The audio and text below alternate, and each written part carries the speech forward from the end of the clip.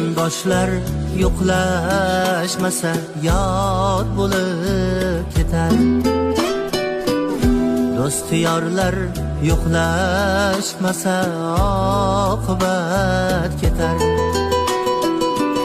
Qarindoshlar yo'qlashmasa yod bo'lib ketar. Do'st yorlar yo'qlashmasa oqibat ketar.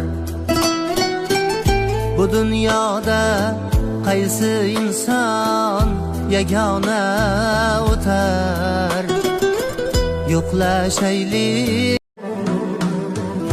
Qarindoshlar yo'qlashmasa yod bo'lib ketar. Do'st yorlar yo'qlashmasa oqibat